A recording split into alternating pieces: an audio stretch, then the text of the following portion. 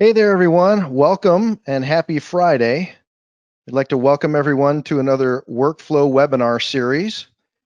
Today, we get the distinct pleasure of talking with a good friend of mine and also the monitor engineer at the Grand Ole Opry. Before we get started, though, I want to go over a few housekeeping items. So we're all broadcasting from our various homes and locations, and if we have any issues, we'll do our best to get things rolling again. So please bear with us. And then also, if you have questions during the webinar, please go ahead and put them in the questions pane, and we'll get to them as the webinar is going. So with that, I'd like to go ahead and introduce our guest. He's Bob Bussiere. He's the monitor engineer at the Grand Ole Opry, and he's been a good friend of mine for a long time. Bob, we met back when I was still up in Chicago, well over 23 years ago. Yeah, it was, what was that? Early 90s, right? Yep, Or early mid 90s. 90s. Yeah. Yep, right about there. It's been a So while. it certainly has. So I'm going to jump right in here, Bob, and I'd love for you to talk a little bit about how you got started in audio and your background and some of the artists you've worked with over the years. All righty. I actually was very blessed. Grew up in Minneapolis, St. Paul area. In the high school I transferred to for my senior year, had a recording studio in there, and we were in a little band together. I was lucky enough to have a bunch of credits so I didn't have a full class load, which meant I got to spend a lot of time in the studio mixing the band. And as soon as as soon as I touched faders there, I was like, the hell with this singing thing. and went from there. Moved down to Nashville in 1990. Got a gig at a rehearsal facility, and then started working with I think, Marty Stewart. From Marty Stewart, that led me to Susie Balgus, and Susie was a Shure artist at that time, so that's how kind of our friendship developed, or our working relationship developed. And from there on, moved Winona, Dina Carter. All these artists I'm naming are all Shure artists. That's interesting. Yes, they are. And you were Sarah doing Ed. monitors for them all the time, right? Yes. Yep. Okay. Yep. The Marty Stewart thing, which was my first gig in Nashville, that was like a Blues Brothers experience. I did monitors, front of house, set band gear, co-drove the merch truck, and was damn glad to do it at the time. If you asked me about that today, I'd probably say you need about 3 people for those jobs. But That's awesome. So what led you to go in the direction of becoming a monitor engineer? uh, the challenge, the challenge. I enjoy doing front of house. I worked for Claire for many years. That relationship developed through my employment with John McBride's company, MD Systems, and then he sold to Claire in late 90s. So I do system engineer for a lot of big festivals, cruises, whatnot. But monitors always gave me that little extra challenge. Some people, and it's weird. It's like some people get it, some people don't. I've heard a lot of guys that were great monitor mixers that decided to stop doing it because their opinion was, I want to mix for what I think sounds good, not what they think sounds good. And that can be a challenge sometimes. Yeah, absolutely. I mean, there's artists I see coming through the Opry that,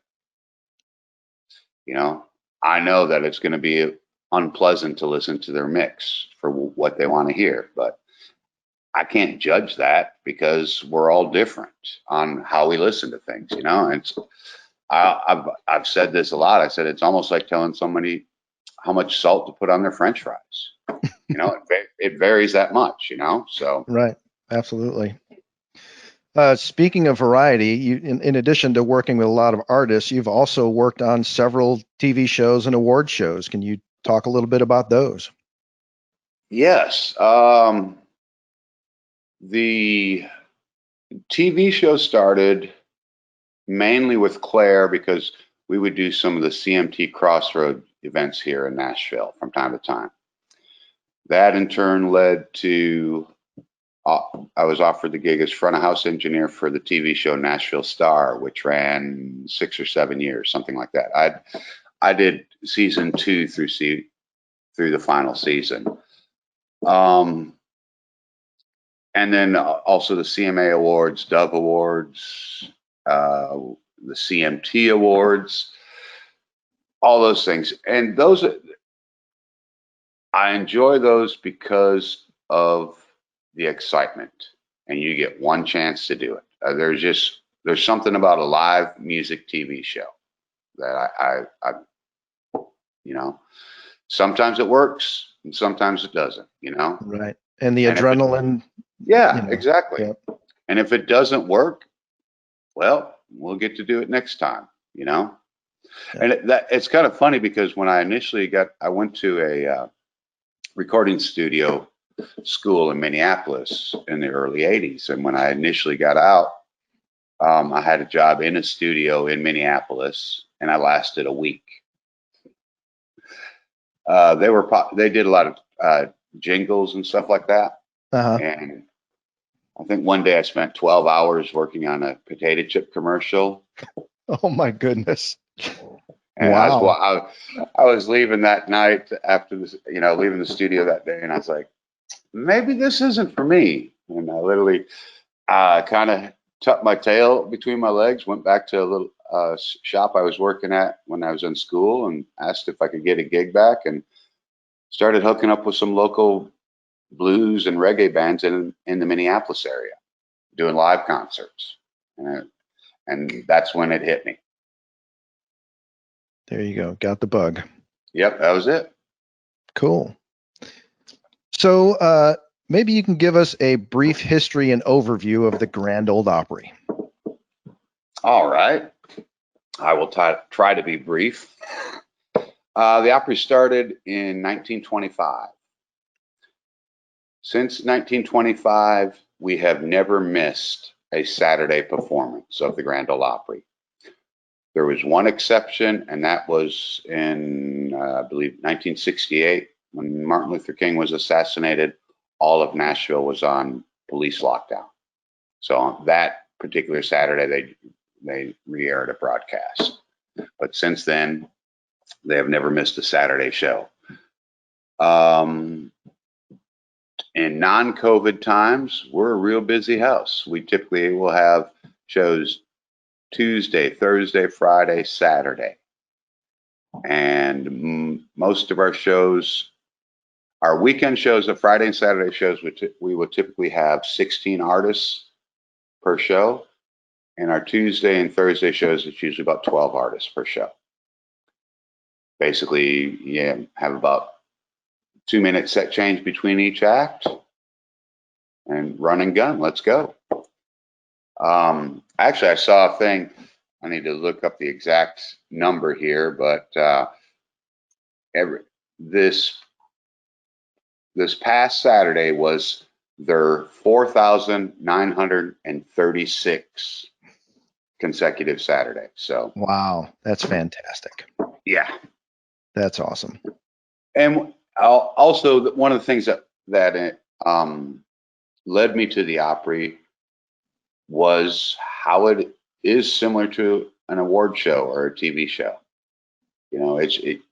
Yes, we are going out to TV formats now and streaming formats, all that stuff. But even that, prior to that, it's just boom, boom, boom.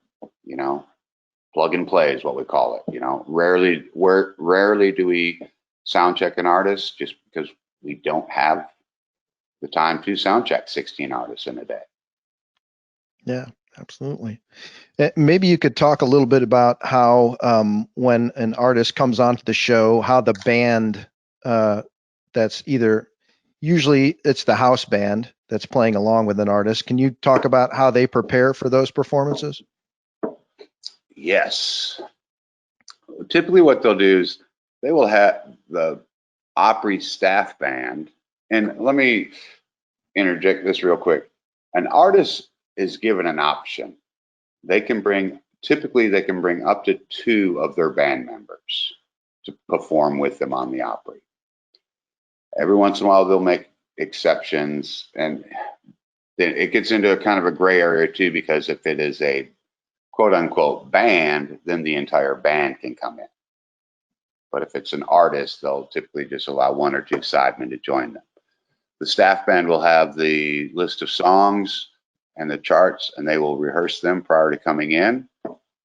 And then we have what we refer to as the band cage, or actually it's now entitled the Jimmy Capps Music Room. Jimmy Capps was a staff guitar player for the Opry, who actually passed away not too long ago, but he was in the Opry staff band for over 60 years and also recorded on probably 90% of the country hits you hear on the radio.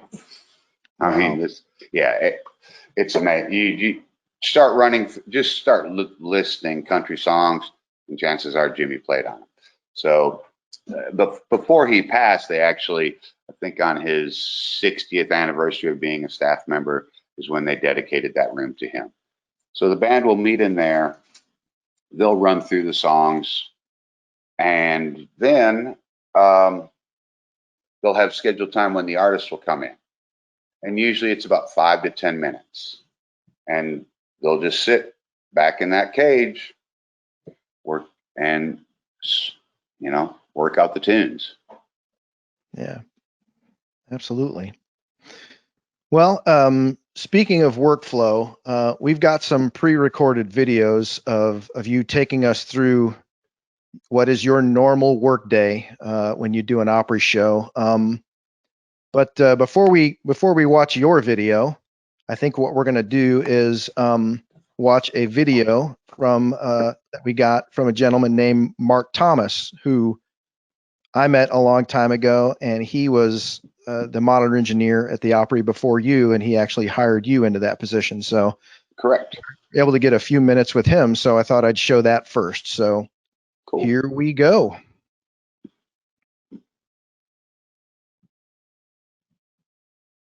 My name is Mark Thomas. I'm the audio services supervisor for the Grand Ole Opry. I've been here 13 years and in my current position for the last 4. When I started here in 2007, I was brought on as the monitor engineer. Being the monitor engineer here also puts you in charge of the wireless world, which is sitting behind me, all the wireless mics and the wireless ears. When I first came on, we had a mixture of all kinds of stuff. We had a lot of condenser microphones. We only had 2 in-ear packs at the time on Shure PSM 700s. And as we grew and as I got to start to choose some of my own gear, I started making it all Shure products. I had a lot of experience with Shure on the road with different artists, and they always took care of me, and their equipment always works. It's surefire. It doesn't fail, and at this show we definitely need things that will never fail. It's also very versatile equipment. Most of the artists have already seen it or used it during some part of their career and have a basic knowledge with how to use it, as well as all the engineers, and those were big factors. We came upon the SM58. It was around the time we had the big flood here in Nashville, and our show turned into a road show. And we were in a different venue every day, but we still had, about 8 acts a night for our 2-hour show, which was, kind of crazy schedules we keep.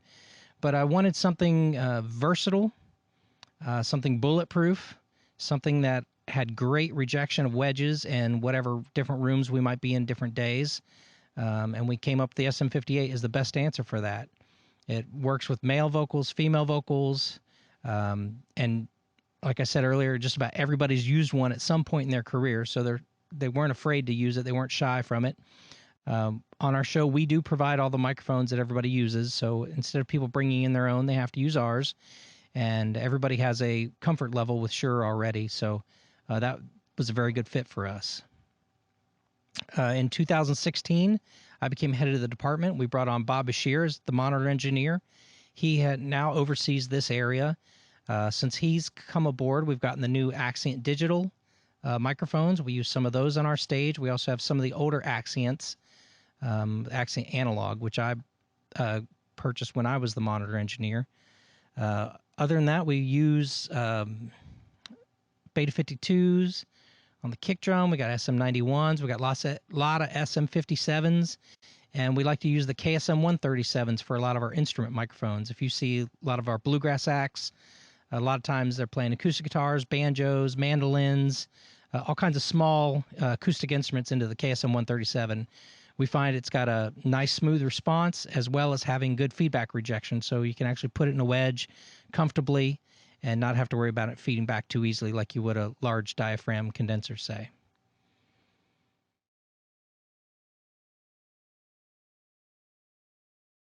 All right.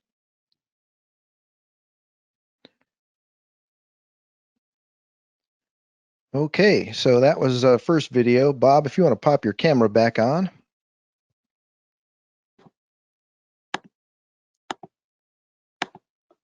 Oh, Here we go. there it is. Cool. Sorry about that. No trouble. So yeah, that was great of Mark to spend some time with us. I'm glad we got that perspective from him, and just talk a little bit about, what went on as far as you getting hired and when you got the call, and what you liked about the idea of working at the Opry.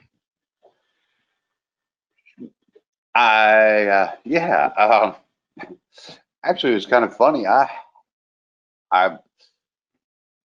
was when I was working with Claire when the flood happened in 2010. The Opry called Claire, and we've done a lot. Claire has done a lot of installs at the Opry in the Ryman. So they called them and said they needed a touring sound system because they needed to go to a new house to do the Opry because the Opry house had flooded. So I went out and did a few of those gigs. They had to rewire, rebuild the entire Opry house as far as from gear standpoint because there was 4 foot of water on the stage after the flood. And I did a lot of wiring at John McBride's studio, Blackbird Studios here in Nashville over the course of about 5 years. So they brought me into the Opry house to do some terminating in between all of that. And then one afternoon in end of February back in 2016, I was at the airport about to go do a gig I really wasn't looking forward to going to do. And Mark called me and said, "Hey, we might be looking at hiring some folks. Would you be interested?" And I was like, "Yeah, I was just regretting getting on this plane to go out there. Let me go do this gig and we'll talk when I get back into town." And from there, it worked out. And one of the things that I love the music aspect. To me, it's like I touched base on earlier. It's you have the excitement and the adrenaline of a live TV or an award show every night, and there's nothing that can beat that, in my opinion. Yeah. There's something that I loved what Mark was saying about the 58, and I've always just said the 58 works. Here you go. People are comfortable with that. But I remembered something. Do you know the Claire 12 AM wedge was designed for the 58? Did you know that? I'm sorry, repeat that. Claire's monitor, the 12 AM, the Claire 12 yeah. AM monitor, which was the most infamous monitor through the 70s and 80s, whatnot. But that was set up with a 58. I get it. And it was just, and because at that time they were like, this is what everybody's singing into. This is what sounds the best. So let's take what we consider the best sounding mic for this job and develop the best sounding monitor with the best sounding mic. So perfectly logical. Yes, it is. Yes, Absolutely. It is. Yeah. Well, cool. Well, I think it's a good time to jump into your video to talks about your workflow, and we'll go ahead and play this, and we'll catch you on the other side here. So catch you on the flip side. All right.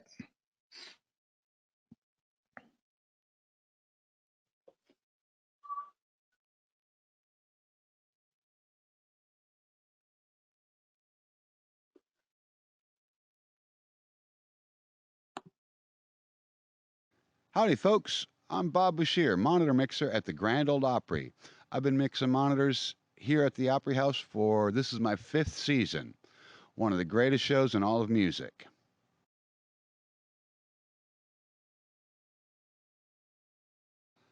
All right, one of the first things I do every day when I get into work is go ahead and open up Workbench and run a scan. Come over here, file, open our most recent show. And here we go as she's loading up. Get ready to, we're going to manage our zones, which for the most part doesn't come into effect on a daily Opry thing, but every once in a while we'll have an event in another part of the building, so we'll have to take that into consideration.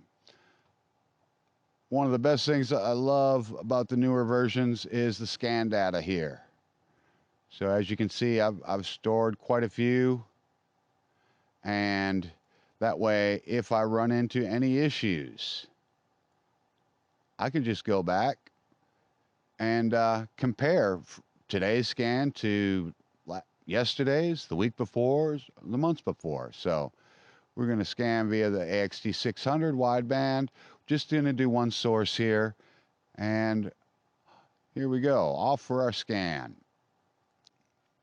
While I got my scan going on, typically I'll come over to our FileMaker Pro program, which is something I've said has saved the Opry, and I will make our show list for the evening. So as you see right there is the Grand Ole Opry show list.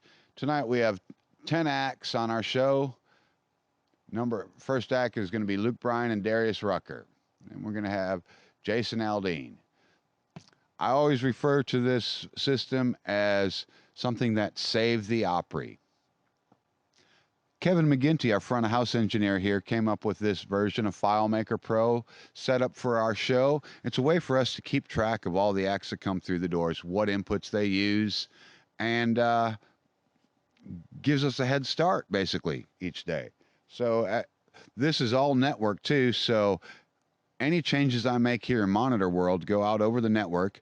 All the stagehands can see the changes happen in real time via iPads. Our broadcast engineer, King Williams, sees the updates happen immediately, as does our front of house guy. It is a way for us to communicate without actually having to call anybody on the radio or anything like that. We just update the system, and you will look at it as a screen as we scroll through the show. So we're starting. We have Luke Bryan and Darius Rucker. Then next up is Jason Aldean. And we can see what sort of inputs they have for our show. After Jason Aldean, we're going to get Darius with his band again. And we have Miss Jeannie Seeley, an Opry favorite, followed by Vince Gill, Mandy Barnett, Old Crow Medicine Show, Trace Adkins, and our favorite, Diamond Rio. All right, our scan here is done. Right there, we got no frequencies to be avoided. It's a good day. We'll do a quick little analyzing. And these three guys up here that you see are conflicts are just the items that I've left on. Typically, they are off when I come in.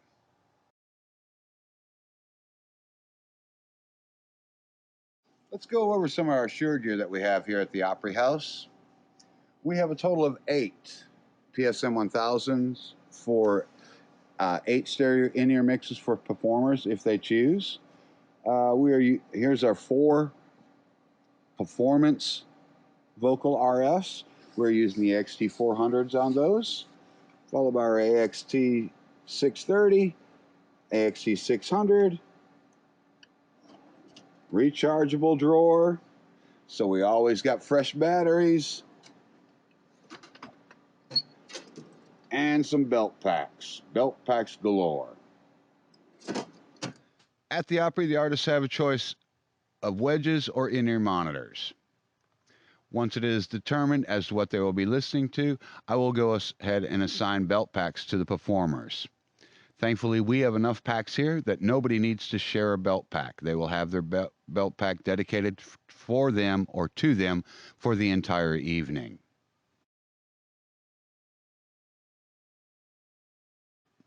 One of the great features of Q Mode is it is a wonderful troubleshooting tool for a monitor tech or a monitor engineer.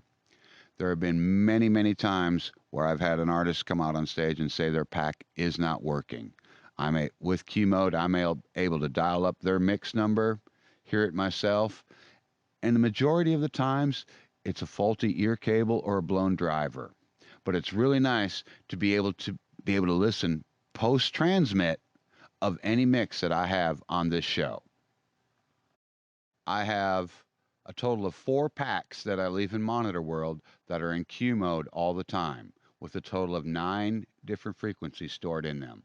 So that way, if someone comes up last minute, says, I need a pack for so-and-so, they left theirs in the dressing room, I can spin up mix 3, hand them a pack, and off they go.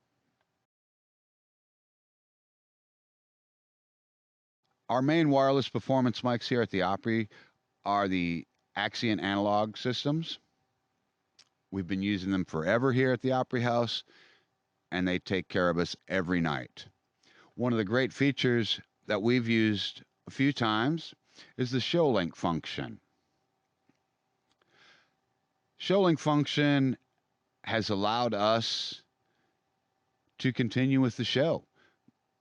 Every once in a while, we'll get a rogue guitar player or bass player that'll come in with a wireless system on his pedal board that we may not know of. He'll fire it up, and all of a sudden, our main vocal mic has got RF interference on it. Well, with ShowLink here, it's a click of a mouse away, and we keep going. Why do we use the SM58 at the Grand Ole Opry? Because it works. It works every time. Every artist that comes out on stage has sang through a 58. They know what to expect. Most engineers, when you tell them we have a 58, they know how to spin the EQ for their artists.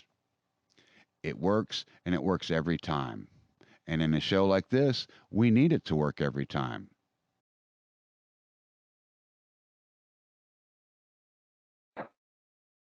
All right. That was great. I had a pleasure being able to spend time with Bob there and shoot all that. And oh, there you are. There's Bobby. There you are. Hey. Cool. All right. So, yeah, that was great. Really appreciated your time being able to capture that. And so I'd like to throw some more questions out here at you. So talk about your setup process when artists come in and their camps, when they're coming into the Opry. How do you manage such a diverse group of people performing in the same space? And some planning you guys do ahead of time. Well, one of my goals as a monitor mixer is to try to make the stage sound musical. If the stage is sounding musical, what I've found in the past is that no matter where a musician goes on that stage, they have a good experience. So we have some templates of starting, and we'll see a band for the first time. We'll pull off our start here template, and it has a lot of things pre-dialed. We'll make the subtle, whatever changes we need to make to accommodate that artist, and then let them go, and it's a quick workflow for us. It's something. We have 3 people that kind of float in and out of the monitor seats, Jeff Ent and Nick Fatty and myself. I'm primarily in there, but we'll do loops around from time to time. And the 3 of us are constantly talking about changes that we want to make on the stage, or what we can do to make it easier for the performers coming in, and also make it easier or more efficient for us. I guess more efficient would be the better way of putting it. Does that help? Yeah, absolutely. Yeah, maybe one of the other things you can mention too is I think you guys share or store all of the performances and settings for every Yes. artist. So when they come back in, they pretty much got a starting point. So Yeah, we do. We were one of the first houses to receive the Yamaha PM10 Rivage, and we started that. Our season starts at the Opry House beginning of February. In the past, we had taken the winter months, November, December, January, when we go to the Ryman House. That allows us to have a Christmas show in the Opry House and then maintenance after that Christmas show loads out, and then we'll move back in beginning of February. So yeah, when we had somebody ask about that, about you doing the Ryman too, and if you worked there. So Yep. Yeah, Yeah. we have different series. In the spring and the fall, we've had a series called Opry Country Classics, which is usually hosted by the Gatlin brothers. It's a great little variety show, Opry based. And then in the winter months, like I said, we'll move to the Ryman. Oh shoot, lost my train of thought there. So yeah, we were talking about yeah, the PM10. So when we started that February, we basically had 3 snapshots or scenes, all mute, start here, and start here duet. wow. And because what we have, sometimes we'll have a duet come out and they'll both stand in the circle and downstage center at the Opry House. For those of you that don't know, when they built the Opry House 72, 74, whatever,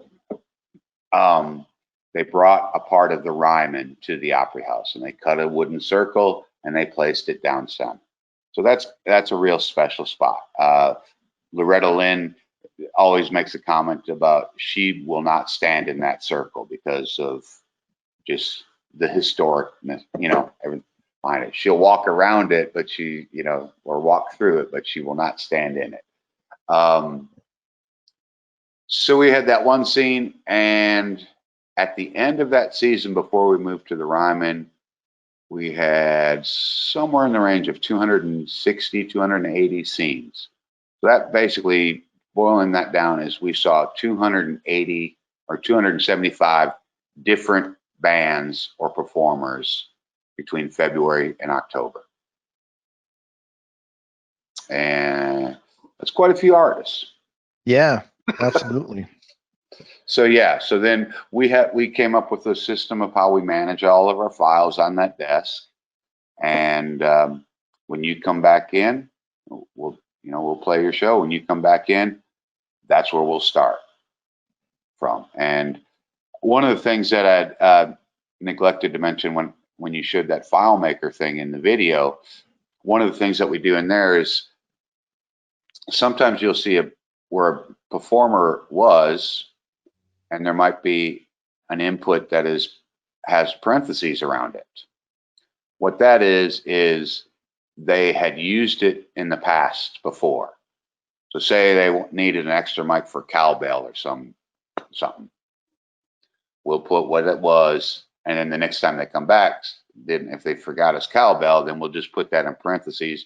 That allows all of us on the audio team and the stagehands to be aware of it, because sometimes they'll say, no, we're not using it, and as they're walking out on stage, they go, oh, hey, Fred just tossed me a cowbell. I need the cowbell mic now. Nice. That's something you don't hear often, is it? We need the cowbell mic. Not very often. Yeah, sometimes cowbells just don't need a mic, right? Exactly. Speaking of mics, maybe you can talk a little bit about your workflow and approaches to monitor mixing and mic placement, EQ, that sort of thing. Yes. Well, I think, like I touched on up there and on the videos about the 58, most engineers know how to EQ a 58 for the artists they're with. Hell, most engineers know how to EQ a 58 before we even hear it,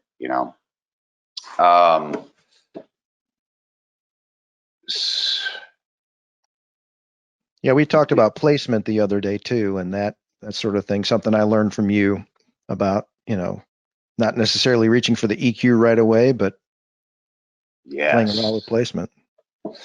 Yes. You are so right. I think I've said for many years, I would rather walk from front of house to the stage and move a microphone an eighth of an inch than grab an EQ filter. Now, obviously, that's during sound check or rehearsal time. I wouldn't do that during the show, but there's so much in mic placement. Classic example. When I was with Sarah Evans for a dozen years or so, and our front of house guy, he would typically mic up the drums, and I'm a monitor guy. Most monitor guys I know aren't that as concerned with the drums as the front of house guys are. So typically front of house guys are, dealing with miking drums and whatnot, stuff like that. And it was funny because we have the band out and we'd do sound check, and Jim, our drummer, he would look over and was like, kick drum's just not working for me today. And I would just walk out there, and we had a 91 inside the kick and a 52 outside. And I would just grab the stand of the 52 and just kind of twist it. And we'd find that sweet spot of just moving the 52. And he would usually just, while he was playing, all of a sudden he'd nod his head. Yeah, you found it. Leave it there. And you'd step back and you look at it and you say, no, this can't be, because it might be off axis or just some silly thing. That doesn't look right. And it's funny because the front of house guy, he would come by every once in a while and he'd see it and he's like, that doesn't look right, and I'll turn it. And I'd always wear him out. It's like, I don't give a damn how it looks. Yeah, right. What all that matters is how the drummer wants it to sound, Right. And it's that absolutely. And that's where we're at. We may not always agree with how a musician or a performer wants something to sound. But the bottom line, they're still the musician and the performer. They're still the one conveying all the emotions. And, who are we to judge that? We're back into the salt and French fry thing again, Yep, absolutely. So what are some issues you typically run into on the Opry and how do you? Well, I don't want to say we don't run into issues at the Opry, because as soon as I do, tomorrow will be a torturous day for us. We try to always stay at least 5 steps ahead. And I know that sounds stupid, but there's most audio people, there's so much going on in their head when a performance is going on. And we're always trying to anticipate the next move. It's like if you have an artist that is standing center and you see them start walking stage right, chances are you're going to be turning their mic up in the stage right monitors as that artist is going that way, just to get them comfy. So we try to anticipate all that stuff. ShowLink has saved our butt a couple of times. Like I said in the video, just, rogue wireless that we weren't aware of. We try to let everybody know, we don't allow you to bring wirelesses in, because we honestly, once the show is going, we don't have time to, we don't have an RF coordinator who's just dealing with that for the whole show. The RF coordination is dealt by the monitor guy. So once a show starts, I'm done coordinating RF, and it's like, it doesn't matter who it is. It could, it's just like, sorry, we're in show mode now, but the ShowLink has saved our butts from that. And it's funny, I was, someone had mentioned about the cost factor of ShowLink versus the regular microphones. And if that cost factor is worth it. And my answer was, I've used it once, so yeah, it's worth it. You know, there's it's such a terrible experience if you've ever had it if you're working with an artist and like the lead vocal RF dies, either batteries or whatever it may be, or interference or whatever, and you have to wander out there and hand them a replacement. It's not a very fun feeling. Right. No, definitely not. I remember a story of a monitor guy asked me years back. He asked me how many shows, this was before all the rechargeables were out there, but he was like, how many shows can you get off, do on a set of batteries? And I kind of was baffled that he would ask that question. I said, what do you mean how many shows? I said, I get one. I said, I do one show and a sound check. And before each show, I put fresh batteries in. And he was like, yeah, I used to do that too until the accountants found out how much we were paying for batteries. Jeez. So now they want us to get every drop of energy out of each battery. So every third show, I usually have to walk out and give my artist a new microphone because it died in the middle of a performance. And he wasn't a fan of that. And I told him how he could cure that would be on that third day when his batteries are going to die, he need to orchestrate that when the accountant is there. So if the accountant is on stage, he could have the accountant bring the new microphone up to the artist. And I bet they wouldn't have a problem with purchasing batteries anymore.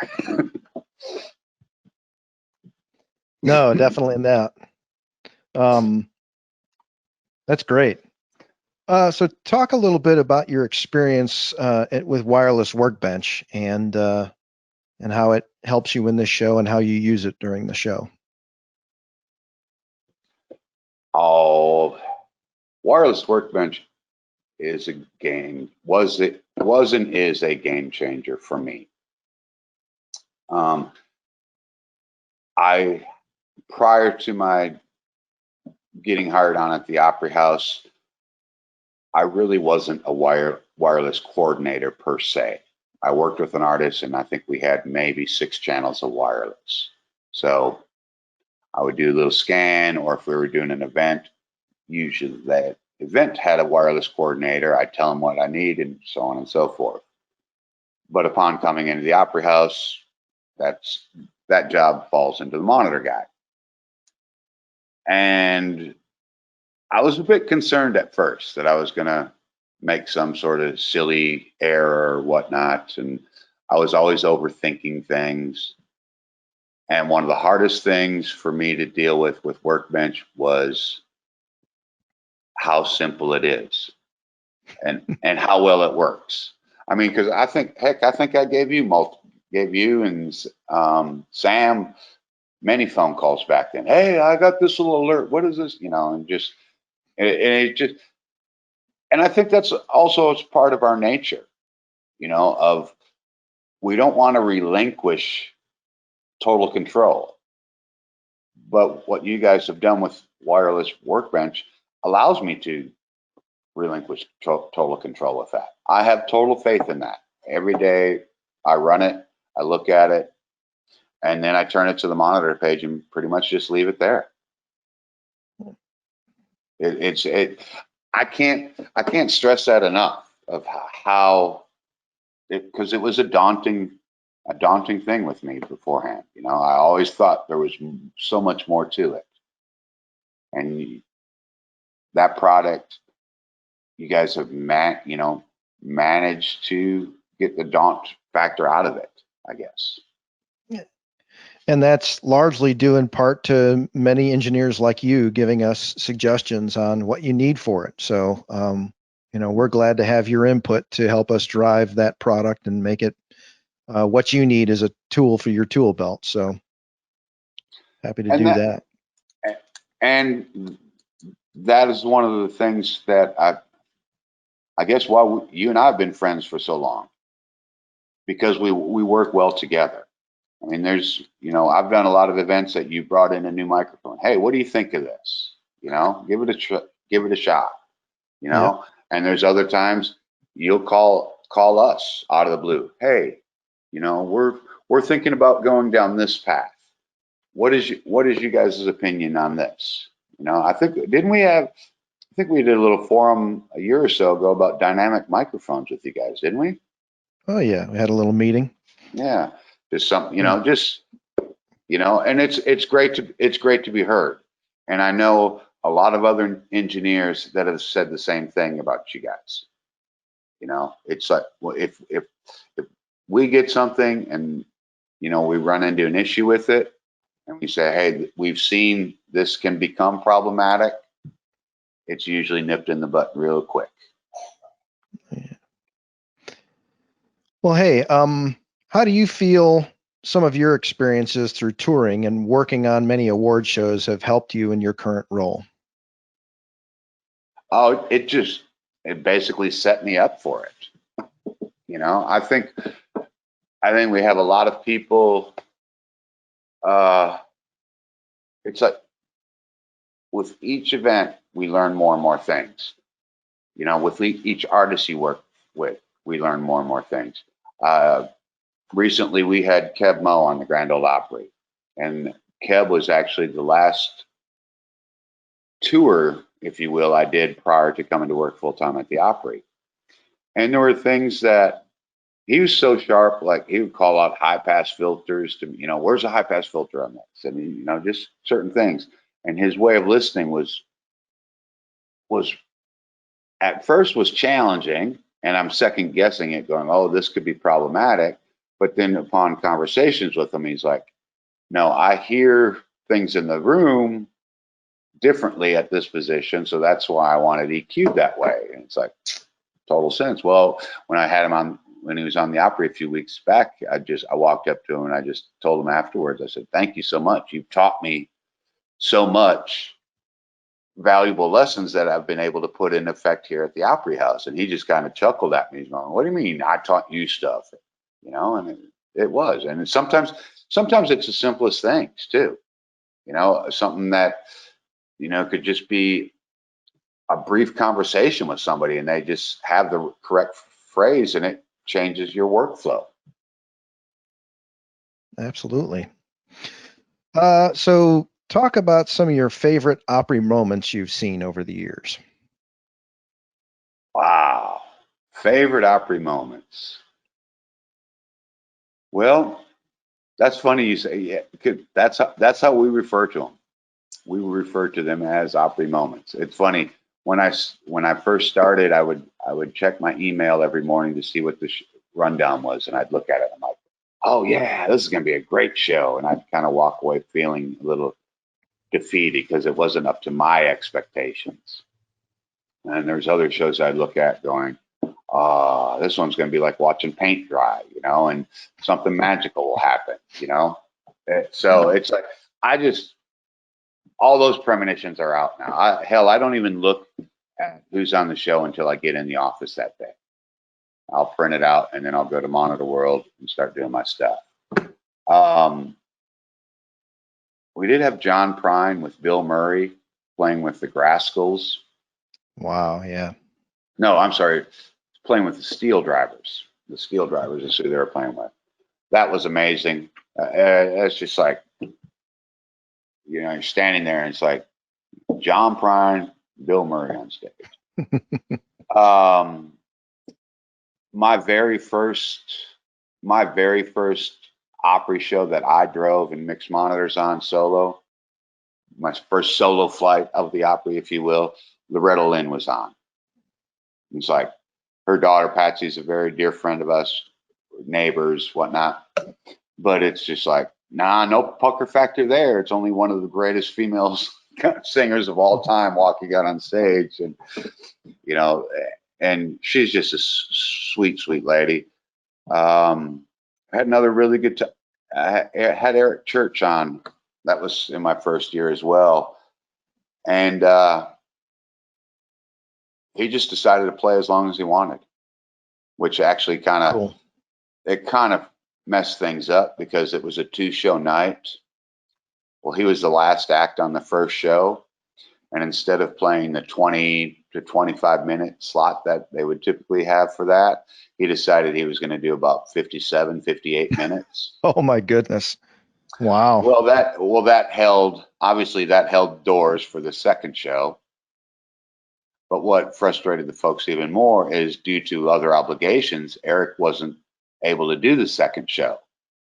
So all these people that are standing outside waiting to come in are going, "Oh yeah, man, Eric's going to play an hour-long show afterwards." And they get in and they're like, "Oh, he's not on the show." Oh no. But and then and also, something. Hell, I just got goosebumps from it. Eric was out in Las Vegas when that terrible tragedy happened out there. What was that? 3 years ago? Was that about the? I think it feels like longer, but Yeah, I just can't. But and one of his fans was murdered at that festival. He was shot and died. And Eric was booked to play the Opry like 10 or 14 days later after that event, right? He was upcoming. And we all thought he would cancel. Just, hell, what everyone went through, we just thought they'd all cancel. But he came out and he wrote a song that morning. Hell, I'll probably start crying. Jeez. But he had written a song that morning in regards to that event. And he pointed to an empty seat in the Opry House. And that's where that guy who got shot would have been sitting. Him and his wife had tickets to see him at the Opry House. wow. And he's just like, and I mean, it was, we had 4,400 people or however, what it was in there. And that was the only empty seat. And he pointed it out. And he had made the comment, he goes, I didn't want to come here today. But when I knew that she was going to be here, the guy's wife, the widow, when I knew she was going to be here and how much they had, how much faith they had in me, I knew I had to be here as well. Yeah. Damn, I feel pretty good. I got through that one without bawling. Yeah, that's hard, but it was, yeah, it was, but it was magical. So. Yeah, magical moments. We love it when we see those, huh? Yep. So before I cut to some questions from our attendees, I got one more for you. We always ask this one of our panelists. Favorite Shure product? 58. I'll use every Shure product out there, but 58. One about here's an old bar story. There was a club in Minneapolis called the Caboose. And it was kind of like the Exit Inn here in Nashville. It had, good rock bands come through there from time to time. This would have been early 80s. Well, they had a 57 that they used to make the kick drum, but it was also their utility hammer. This was the most beat up, ugliest 57 you'd ever seen in your entire life. And we always threw it, but something special was with that 57, because no matter how many times you had to use it to smack a latch to help open a case or whatever, whenever we shoved it in the kick drum, that kick drum sounded amazing. Not that I condone using 57s as hammers. That was just something I had inherited once I started working there. That was their thing. But so I want to tell people out there, the 57 can also double as a tool, another implement. But now the 58 it's I know it's boring. I know it's cliche, but not at all. Not at all.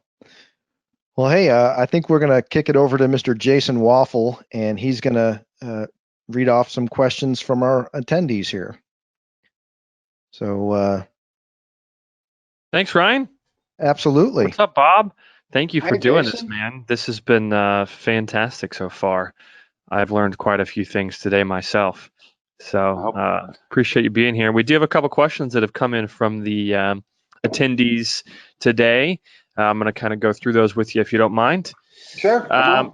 Cool. First question comes in from Kevin. Says, does Bob have a preference mic for a lectern application for an awards presenter type application?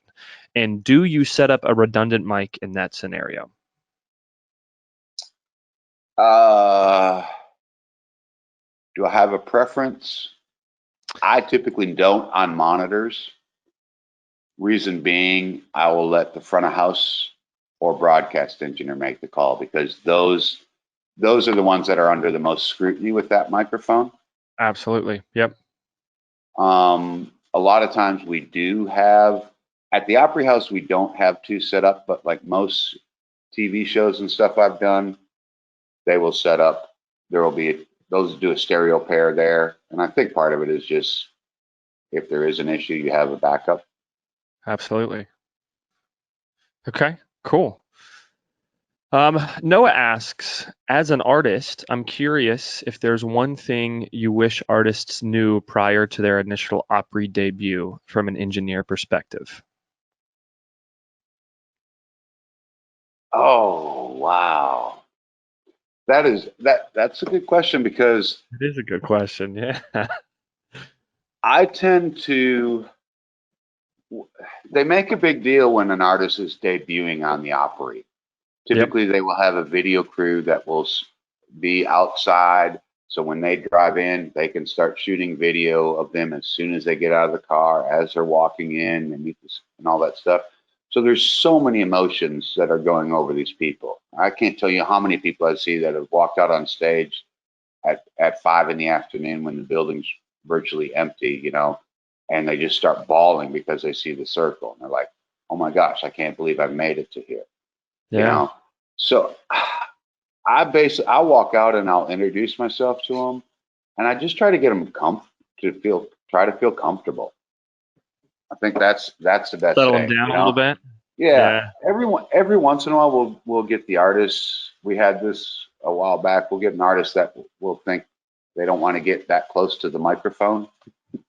So I kind of have to get out there and, you know, I have to push them up a little bit into that. I usually, if it's a female, it's like, we don't mind lipstick on the microphones, you know. Right.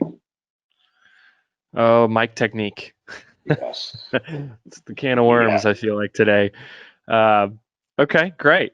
Mike asks, who does the mix for Circle All Access streaming show?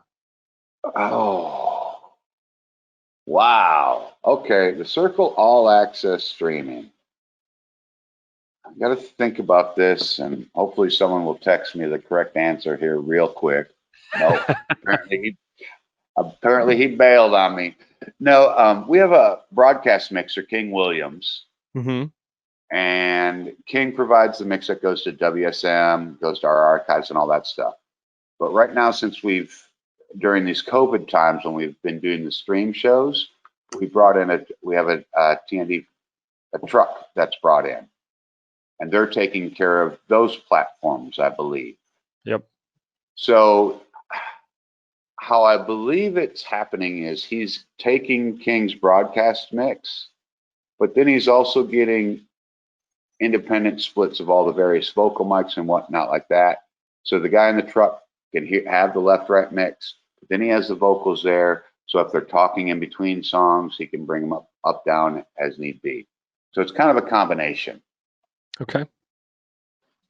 Yeah, if you get that name later, let us know, and we can try. Hey, I just got it. See? Look at this. Look at Nice. that. Yes. You do have some backstage help. Hell yeah. All right. So yeah, King is actually doing the music mix, and then Steve Johnson is in the truck, who's providing the production mix. So Okay. Steve is just taking the left-right mix that he's getting from King and supplementing that or finessing that around. Awesome. There you go, Scott. Great question. We almost stumped you. You phoned a friend on that one. Final answer. Okay, Yeah, cool. well, you know, lifelines, you know. Yeah, everybody needs a little hand now and then. That's awesome. Heck yeah. Scott asks, what is your memory of Merle Haggard's last appearance on the Opry? Was that planned? I haven't seen this. I was not there. I was just going to say, I'm not sure you were there either at the time. I was not there yet. Nope. Okay. I was not. I think, yeah, I wasn't there for that one. I had seen Merle a few times before that, like just either being on Opry shows with another artist or some other sort of position, but no, there's one I missed. That probably would have been a good one to be at, I feel Yes. like. But wild. I'm sure there's plenty left. Yeah, it looks. Go ahead. No, far away. It's crazy the amount of music history that has just traveled that stage, and it's like just just thinking about it. I mean, and there's so many things that just happen spur of the moment. So and so, Ron Wood from the Rolling Stones backstage. Hey, why don't you come in and? That's a dream of mine. Ron actually was at the Opry a few years back. They, I think they had a Rolling Stones display at the Musicians Hall of Fame here in Nashville. So he was here doing press for that, and he came to the Opry. Man, I was just freaking out over in Monitor World. I was like, please, someone give this man a guitar and get his butt out on stage. Yep, let him do his thing. Yeah. Right? Absolutely. Well, that's awesome. Well, Bob, that was kind of the end of the questions from the Peanut Gallery here, and we're right at our hour mark, a little bit past. There's Ryan again. Hey. Well, I hope I wasn't too boring for y'all. Oh no, not at all. I've been captivated the whole time.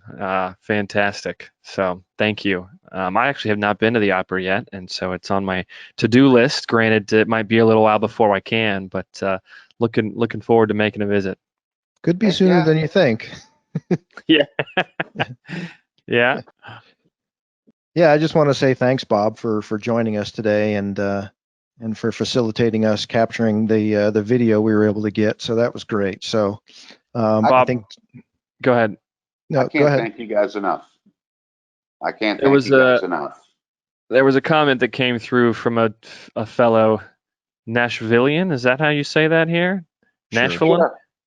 Nashvilleian? Jason Glass says you're a Nashville treasure. A Nashville treasure, and we're seeing why your positive attitude is leaping off of his laptop screen. So he said, sending a big thanks. Awesome. That's great. Hey, Jason. I think Mr. Glass just had a birthday this week. He did. Yeah. He did one of these webinars for you, right? He did. Yeah, absolutely. He actually got a few phone calls from me when I started at the Opry, when I became monitor guy / RF coordinator. I'd call him and, oh, hey, it's doing this. That's great. Yep. But no, I can't stress enough of how well you guys treat us.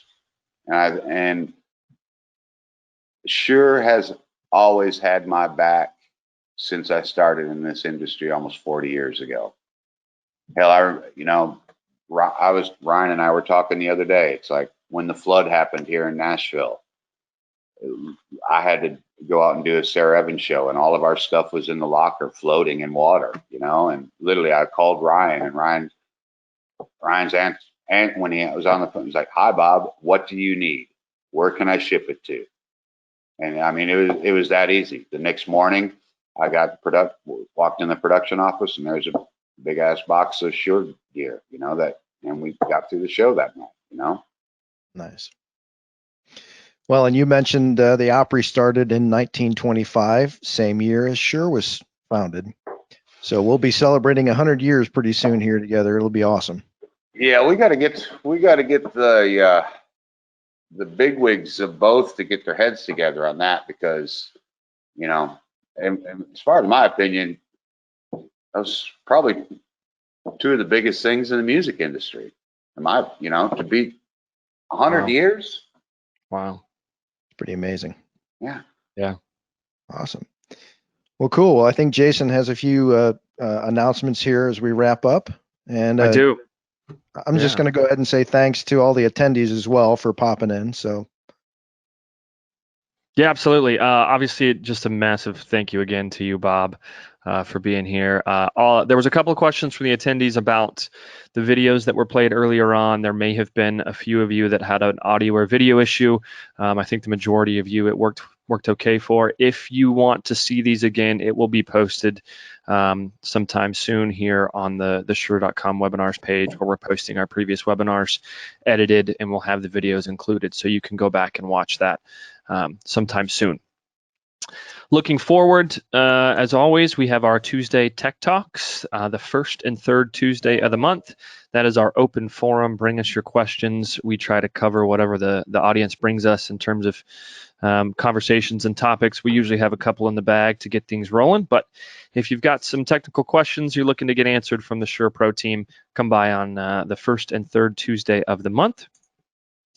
The Friday Workflow series continues next week. We are going to have some people that are either fortunately or unfortunately in the NBA bubble down there in Florida doing some audio work for them. So I think they've had a pretty good experience, but we'll get to talk to a few guys from the audio team down there in the NBA bubble and talk about their life and their production life and what it looks like for that. And then on the 28th, we're going to do kind of a little focused wireless workbench webinar. We've been keeping this as stories from the field, but we've had quite a few requests for kind of a workbench heavy deep dive of sorts. So that's going to come on the 28th. So keep that in your calendar. And with that, Bob, everybody else that's behind the scenes here from Shure, and our attendees, Ryan, you did a great job putting those videos together. Thank you guys, man. This has been awesome. thanks, everyone. Have a great weekend. Bob. Thank you all. Come see us at the Opry. Saturday nights, you can stream it. Yes, you can. This week Thanks, is guys. Luke Bryan, Darius Rucker. Oh, that's a good one. There you go. Saturday night. Thank you, Bob. Thanks, everybody. Thanks, Bob. See Thanks, y'all. everyone.